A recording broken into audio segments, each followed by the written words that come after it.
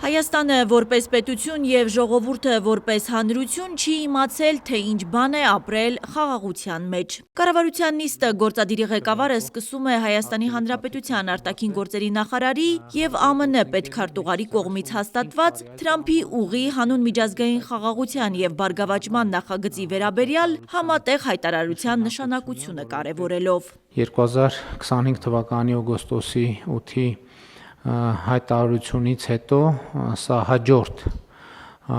անկյունաքարային հայտարարությունն է, որով խաղաղության գործընթացի կարևորագույն և սկզբունքային հարցերից մեկը տարածաշրջանային հաղորդակցության ապաշրջափակումը շրջանակային մակարդակում լուծվում է, որտեղ հասցեագրվում են բոլոր սկզբունքային հարցերը։ Խաղաղությունը շատ կոնկրետ և գործնական քայլերով հաստատվում է մեր հանրապետությունում և մեր տարածաշրջանում, և այն այլևս գործնական իրականություն և իրողություն է։ Վարչապետ Փաշինյանը նշում է, Հայաստանը պատրաստ է համաձայնեցված շրջանակում ապահովել Ադրբեջանի և Նախիջևանի միջև անխոչնդոտ հաղորդակցությունը։ Հաստատում ենք Առողջապահության նախարար Անահիտ Ավանեսյանն առողջության ապահովագրության հետ կապված վիճակն է ներկայացնում։ Ըստ նախարարի, պոլիկլինիկաներում այս պահին մեծ հերթեր չկան։ Այսօրվա ժամը 10-ի դրությամբ մենք ունենք 87048 ապահովագրական գրանցված դեպք, AIDS, որից ուրեմն 7739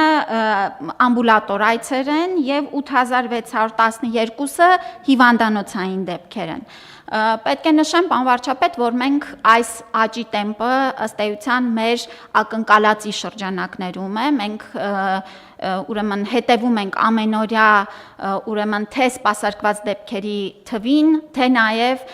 փաստացի առաջացած քաղաքացիների, բուժաշխատողների, բժշկական կենտրոնների վարչական անձնակազմի կողմից մեր բոլոր բարձրացված հարցերին ընթացիկ շտկումներ ենք իրականացնում, որ համակարգը ավելի մարդակենտրոն և ավելի քիչ պրոցեսներ իր մեջ ներառող լինի այս ճանապարհը։ Բարև ձեզ, հարգելի լրագրողներ։ Կառավարության նիստից հետո վարչապետը պատասխանել է լրագրողների հարցերին։ Կենսաթոշակների և շարքային աշխատողների աշխատավարձերը բարձրացնելու փոխարեն ինչու է կառավարությունը, այսպես ասած, համեստ պարգևատրումներ տրամադրել։ Մենք որդեգրել ենք ամբասիր և որևէ ազդեցությունից զերծ պաշտոնյայի տեսլականը, և այդ տեսլականը իրականացնելու և կառավարության արդյունավետությունը բարձրացնելու համար մենք համարում ենք այդ որոշումը անհրաժեշտ։ Սա հիմնավորումներից մեկն է։ Հաջորդ հիմնավորումը այն է, որ մենք պետք է պետական համակարգում աշխատանքի մրցունակությունը շարունակաբար բարձրացնենք, որովհետև մենք տեսնում ենք, որ պետական համակարգից որակյալ աշխատողների արտահոսք կա դեպի մասնավոր հատված և ընդհակառակը մասնավոր հատվածից նույնիսկ բարձրաստիճան աշխատանքների հրավիրելիս մարդիկ օբյեկտիվ պատճառներով կամ սուբյեկտիվ պատճառներով չեն կարողանում ընդունել առաջարկը, ինչքան էլ ուզում են։ Նիկոլ Փաշինյանը հերքում է այն տեղեկությունը, թե Ադրբեջանը Հայաստանին 4 գերի է վերադարձրել սիրիացի 2 վարձկանների վերադարձման դիմաց։ Այդ երկու իրադարձությունները իրար հետ կապ չունեն։ Մենք ուզում ենք և աշխատում ենք նաև Սիրիայի Արաբական Հանրապետության հետ մեր հարաբերությունների հետագա զարգացման ուղղությամբ, և այդ թվում մենք հույս ունենք, որ այդ որոշումը, որը բարեկամական որոշում է Սիրիայի նկատմամբ, այդ թվում Սիրիայի հայ համայնքի շուրջ մթնոլորտը ավելի նպաստավոր կդարձնի։ Վարչապետի հեղինակած «Երկրի հակառակ կողմը» վեպից առանձնացված ոչ պատշաճ բառապաշարով տողատակերի մասին լրագրողը հարց է տալիս։ Նախօրոք պլանավորել եք այս ամենը, պարոն Փաշինյան, այս նկարագրությունը, որ հետո մեր զոհվածների, մայրերի լացը, անհետ կորածների, գերիների, հարազատների մեղմ ասած ողբը պիտի խլացվի ձեր զարգաց թմբուկների, ձեր կազմակերպած ֆեստիվալների, ձեր այս խրախճանքների, քեֆերի աղմուկի մեջ։ Այս ամենը պլանավորված է, ձեր պարգևատրումների, որի մասին նույնպես խոսել եք։ Ես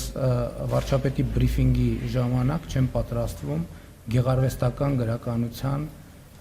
դրվագներ քննարկել։ Փաշինյանը անդրադառնում է նախորդին Հայաստանի Հանրապետությունում Իրանի դեսպանի հայտարարությանը, թե Թեհրանում ձևավորվում է տպավորություն, որ Հայաստանը կարող է դառնալ այն ուժերի գործունեության հարթակ, որոնք թշնամաբար են տրամադրված Իրանի նկատմամբ։ Իրանի Իսլամական Հանրապետությունից հնչող հայտարարությունների նկատմամբ մենք շատ ուշադիր ենք եւ ամեն ինչ արել ենք եւ կշարունակենք անել Իրանի Իսլամական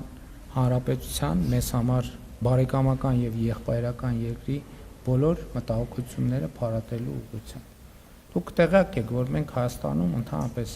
2018-ից այսքան Հայաստանում երբեք ոչ միտեղ հանրահավաք չի արգելվել։ Եվ մենք չենք կարող առանձին վերցրած մի դեպքում այլ կերպ վարվել, որովհետև դա արդեն իրողություն է։ Այլ բան, որ մենք այո կիսում ենք, որ արտահայտման ձևերը չպետք է խաթարեն որ Իրանի Իսլամական Հանրապետության եւ որևէ այլ դեսպանատան աշխատանք եւ մենք ուշադիր կհետևենք այդ թվում մտահոգություններին կապված այդ իրավիճակի հետ։ Ինչ վերաբերում է թրիփի շուրջ Իրանի մտահոգություններին, Փաշինյանն ասաց, թե անընդհատ կապի մեջ են Իրանի ղեկավարության հետ եւ պատրաստ են բոլոր հարցերին պատասխանել, եթե հրապարակված տեքստից հետո այլ հարցեր նույնպես ծագեն։ Հասմիկ Ֆահրադյան, Արմալուր։